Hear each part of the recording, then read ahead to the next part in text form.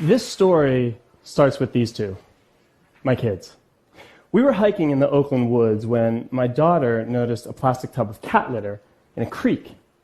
She looked at me and said, "Daddy, that doesn't go there." And when she said that, it reminded me of summer camp. On the morning of visiting day, right before they'd let our anxious parents come barreling through the gates, our camp director would say, "Quick, everyone go pick up 5 pieces of litter." You get a couple hundred kids, each picking up 5 pieces, and pretty soon you've got a much cleaner camp. So I thought, why not apply that crowdsourced cleanup model to the entire planet? And that was the inspiration for Literati. The vision is to create a litter-free world. Let me show you how it started. I took a picture of a cigarette using Instagram. Then I took another photo, and another photo, and another photo, and I noticed 2 things. 1, litter became artistic and approachable.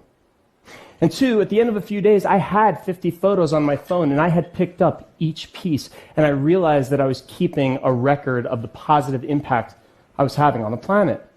That's 50 less things that you might see, or you might step on, or some bird might eat. So I started telling people what I was doing. And they started participating. And one day, this photo showed up from China. And that's when I realized that Literati was more than just pretty pictures. We were becoming a community that was collecting data. Each photo tells a story. It tells us who picked up what, a geotag tells us where, and a timestamp tells us when. So I built a Google map and started plotting the points where pieces were being picked up. And through that process, the community grew and the data grew. My 2 kids go to school right in that bullseye. Litter. It's blending into the background of our lives, but what if we brought it to the forefront? What if we understood exactly what was on our streets, our sidewalks, and our schoolyards? How might we use that data to make a difference? Well, let me show you. The first is with cities. San Francisco wanted to understand what percentage of litter was cigarettes. Why? To create a tax. So they put a couple of people in the streets with pencils and clipboards who walked around collecting information, which led to a 20-cent tax on all cigarette sales. And then they got sued by Big Tobacco, who claimed that collecting information with pencils and clipboards is neither precise nor provable. The city called me and asked if our technology could help. Not sure they realized that our technology was my Instagram account, but I said, yes, we can. And we can tell you if that's a Parliament or a Pall Mall. Plus, every photograph is geotagged and timestamped, providing you with proof. 4 days and 5,000 pieces later, our data was used in court to not only defend, but double the tax, generating an annual recurring revenue of $4 million for San Francisco to clean itself up. Now, during that process, I learned 2 things. 1, Instagram is not the right tool, so we built an app. And 2, if you think about it, every city in the world has a unique litter fingerprint. And that fingerprint provides both the source of the problem and the path to the solution. If you could generate a revenue stream just by understanding the percentage of cigarettes, well, what about coffee cups? Or soda cans? Or plastic bottles?